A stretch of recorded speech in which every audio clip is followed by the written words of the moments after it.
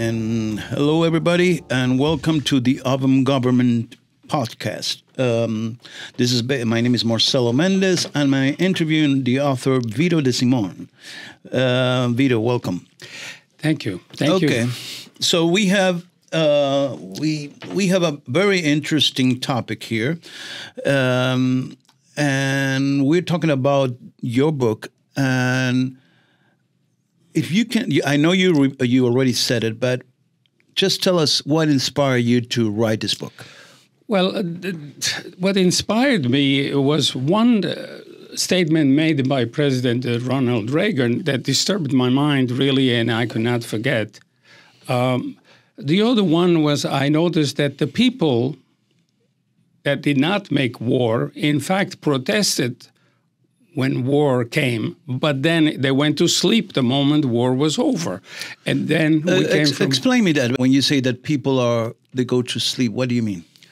Well, what I mean is that we protest against governments, against other governments, and in fact, sometimes we do get some little arms, but we never resolve the problem. We have had so many wars between World War II and today. There is an American general that said the U.S. has been outside of the country since World War II already 16, 17 times. So we have had wars and conflicts just by the U.S. alone over 16, 17 times. Imagine the wars that we have had between World War II and today, 2022, right, by all the countries. We are at war all the times. We don't know what peace is. And so that is, I think, the crux of a whole, the book, in fact, is that the people, citizens, to be more specific, citizens who can vote, have the power to control wars, but they do not, or they think that their governments, their elected officials will know better and initiate or stop wars anytime they want. The fact is that governments do not know how to stop wars because so far we have had enough for thousands of years. We have had wars and they are never over. It's one war after another. That leads me to something very interesting that it brings me from this book, and I want to point it to the camera if we can read it. And it's the cover of the book. Can you explain the cover of this book? Why? I mean, there's so many interesting things here. Yeah. Well, first of all, the Ovum government has also a subtitle, which says a way of preserving national sovereignty and limit governments from waging wars of aggression. That's a lot. That's well. It simply says we preserve. Let's keep sovereignty with the state without fighting with the government, but without having the right to go to war. Correct. Mm-hmm. And so we can see here a table, and on the table there is a egg carton, which contains eggs. I see them. And you can see that... I see an eagle, I see a bear, I see a snake. Explain that, please. So this represents nations. Let's say the eagle represents the U.S. The lion on the left, lower left, is England, or the United Kingdom, if you like. In the middle, we have a sort of a dragon, which could be China, and the bear, which could be Russia, and then there is another little eagle in the back, which is Germany. These are the four countries that, in a sense, continue with making wars or creating wars or somehow. So each are involved in wars. So let me get this. Each egg represents a country. Each egg represents a country, but if we do not adopt this Ovum government, then the way I see it, ultimately we are going to see what's in the background of the table, which is a sky full with an atomic bomb explosion. So we have to resolve the problem of these nations, why they go to war.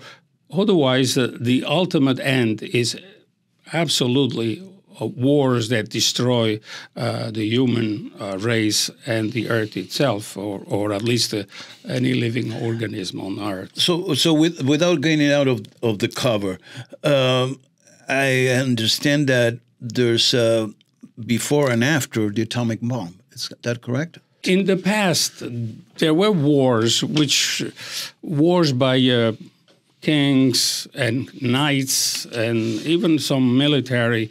They treated war like they were as a sport. Mm-hmm. They went to war for gain, booty, war gains, or honor, trophies. That was dangerous. They killed many millions of people throughout the years, but the war was between 2 or 3 people. Right. There were battles that lasted one day. Right. And war was won or lost in one day or a few days. Right. While today, if an atomic bomb comes up, they not just destroy the contending parties, but they also destroy life itself on Earth, the human being. That will be game over. It will be game over. So it's useless to do that. We have to come to senses and try to see what works to avoid wars, one war after another. Interesting. So, yeah, this is the cover of the book, very interesting by itself. And I will get a little bit deeper on chapter 1. And on chapter 1, you talk about the cows of India. What do you mean? What is the cows of India to somebody like me that don't know what cows of India is? I use a simile, which says that the cows of India and the monkeys, they disturb, they lay on the streets, defecate and all that. But in fact, they never really kill anybody. These are specific nations. They are just there, not disturbing many people. While there are other animals, and here is where the language comes of the eggs with the nations inside, where these nations use the images, symbols of animals, and they become even worse than animals because all the killings they do. Not only that, but the fact is that these animals are not really real. They are fictitious. They are made up by our human mind to destroy other people. So, in other words, an eagle just killed if they are hungry, and they don't have that human. Right. Yeah, the U.S., which is represented by an eagle, in fact, is an eagle which is a symbolic eagle to represent the U.S. powers, and therefore, though that eagle, the symbol of that eagle, is more dangerous than the real eagle itself. So the cows of India is a metaphor. It's a metaphor for people that are pacific in nature. Even though they are there disturbing you, they are pacific, they don't kill anybody. But the animals that we have created, the eagles and the bears, are more dangerous, and they have become the worst enemy of humankind. Wow, that's a good way to say it. On page 3, you say that it's not true that governments behave like humans. Can you explain that? Humans are violent, therefore governments is violent also. And I think this is a great exaggeration because they do not distinguish the fact that there is a human violence and there is a government violence. A human violence cannot be extinguished. Human violence is created by God or by nature. It's found even in the universe. Look at the explosions of planets and stars. And this is violence that we cannot avoid. It's there. Correct. But a government violence is a created government, a created violence. Therefore, we should be able to stop it. We created it. When we create the government, we are able or should be able to stop that violence. So a war, which Reagan said is created by governments, not by people, we should be able to say, stop, government, stop making wars. We don't want that, because at the moment it only means destruction. So basically is our duty to elect the people that govern us, right? It is definitely very, very important. And it comes to basically taking action. You cannot stand by when your government says, we are going to send army, for example, I'm just simply saying, to Ukraine because I don't know why, because of freedom. We want the Ukrainian freedom.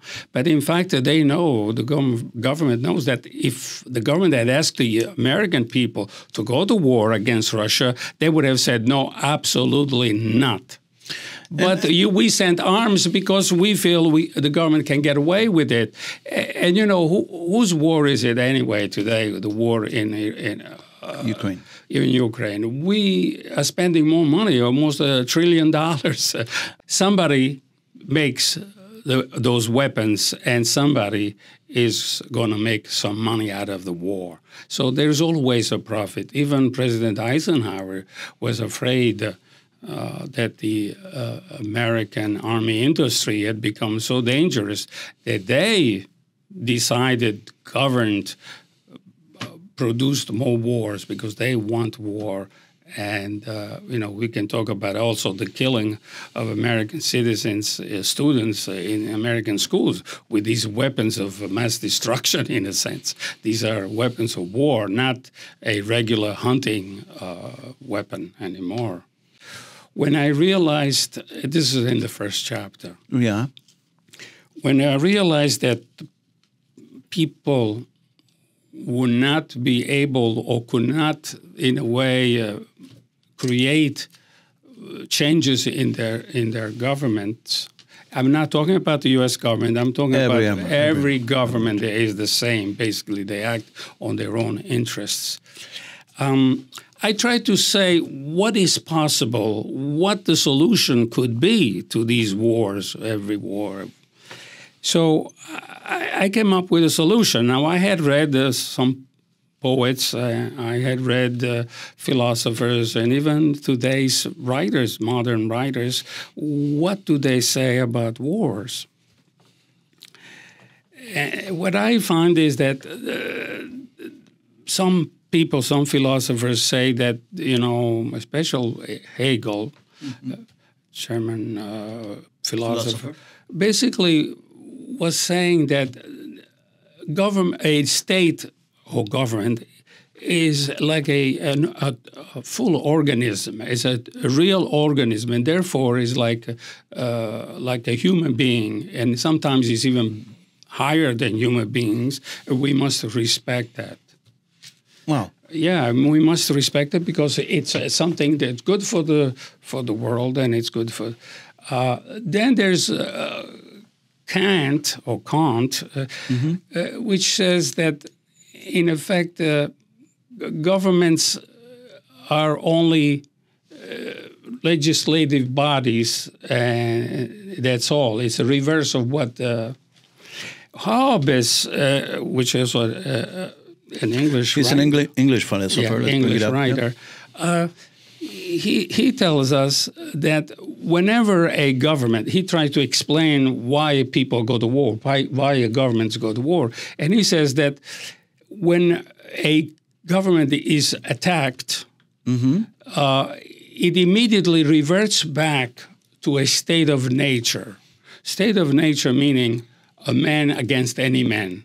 Like in the very primitive times when I was alone and anybody that tried to kill me, I had to kill, otherwise they would kill me. So this kind of returning back to the primitive stages. And that let me put it back. So Hobbes mentioned that as a state of nature.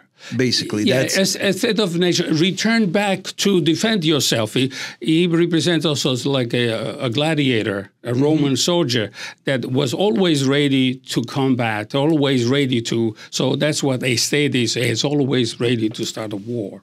But of course, there are other poems. For example, Dante, the Italian poet, in a very early age, he was a politician, and he came up at his old at a certain time in his life where he said that because he had not received justice on earth, as an older age, he wrote a poem, the Inferno, the Purgatory and Paradiso, where he has to go to God. God gives him permission to travel through hell, and purgatory and paradise, so that he can receive justice directly from God himself, from the eye of God. And so he thinks that in order to receive justice on earth, you need a universal religious kind of sovereignty, kingdom. But of course, other people have said totally different. I'm only going to mention one, Montesquieu, who said that perhaps a French writer, who said that a congregation of states, like little states or big states or nations or governments, are better when they are united under a certain organization, which came about the U.S. The American constitutional fathers preferred this view where we could create all different states into a one type of government. So that was Montesquieu, and basically nowadays, how many nations we have, how many governments we have, approximately? We have about 150 states. And is it fair to say that they're under the umbrella of the United States, Europe, and let's say China? Is that fair? Like three main powers, or eventually, I think it will come to that. The way I see it, there are two conflicting powers in the world throughout the centuries, I have noticed. One is expansionistic power, which wants to enlarge and eventually making an empire, and also eventually we may become a worldwide government. While the other opposing power is a nationalistic that preserves what we have. And so a nationalist doesn't want a worldwide world. It wants only what it can defend. In a sense, they both exist, and we go back and forth between these two powers. But eventually, we will become a world power, a world government, which we hope is not going to be religious, but rather more. And do you think that the United Nations is that power? No, definitely not. Because it was created for political reasons, obviously, by the United States. And the United States, for example, did not give up sovereignty. Today, United Nations, which was solved in order to create an aura of peace rather than war, how to resolve the problem of peace through dialogue rather than isolation. But it did not give any nation, did not have to give sovereignty or the autonomy, the power to decide to the United Nations. Therefore, the United Nations, anytime there is a conflict around the world, those five nations. We're talking about China, Russia, United States, England, and France. These five nations basically are supposed to be the owners of the earth in a sense today. They decide if there's something should be or not. But the practice is, I've found in the book, it says specifically, it mentions a few issues or a few times when most of the time anyway, where it is the nation that egoistically does the interest of that nation and doesn't care about the world. The other 100... It's because they stop whatever they want with their veto. And so the United Nations does not resolve our problem. We still have the problem is how to stop the war. And I have come up with a... That's the principle of the book. That is the crux of the book. The crux of the book. And basically what it says is let the people take back the power of war of aggressions from the Senate and of other nations also, just not just the U.S. Take the power away. Give the nation all the weapons they want, because at the moment there are people who say, let's take all the weapons away from the government so they cannot have war. But they do not understand that weapons today are the wealth of the nations. Correct. Can you imagine if we stop making weapons, the whole world will go in a recession. It would go for decades, basically. It ruined the world. So we cannot really afford to have weapons of manufactured weapons are taken away from the governments. We need to give them the right to defend themselves, because one thing is a war of aggression where you go out of the country, and it totally another thing to defend yourself. At this time today, we still have fears that somebody can attack us. Look at the U.S. or look at Russia. These are the largest nations and most powerful nations in the world, and they fear that other people can attack them. They don't feel secure in their own country. And so we need weapons at the moment. Eventually, when people are secure in their own country, they are respected. For example, George Bush, President George Bush, the father, in a speech after the war in Kuwait, hoped for a new world order in which the big nation and the small nation would respect each other, and they would not go to war. So he hoped for that.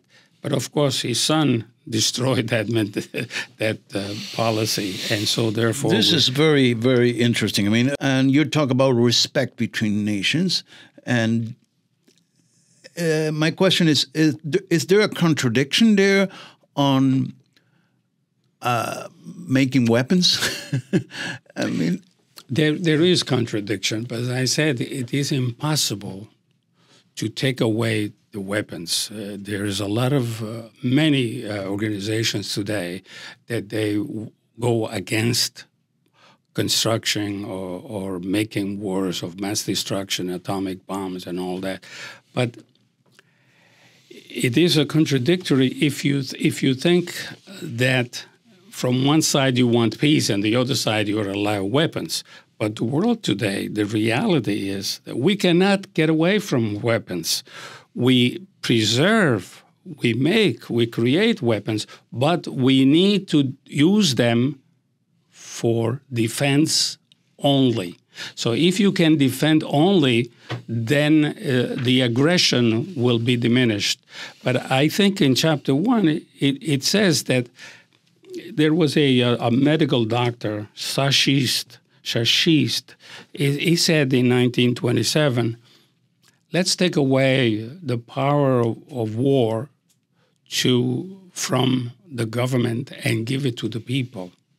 He came up with this very excellent idea and said, if we were to take away the power of war and let the people in government go to their own wars, then we would have no war at all, because these people will not go to war. They go to war because we go to war. The people, they command you and you go to war, and they We kill ourselves, and they are the ones who remain in command. This is the Avram Government podcast by Vito De Simone, and I encourage you to listen to podcast number 2, this episode 1.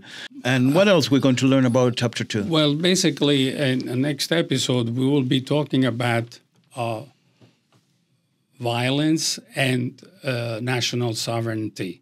We'll go into more details about these two aspects, because violence is here and sovereignty is the obstruction to peace. So I thought that sovereignty is something that requires its own chapter. And so that's what I did. Okay. Thank you very much, Vito, and I see you next. Okay. Thank you very much.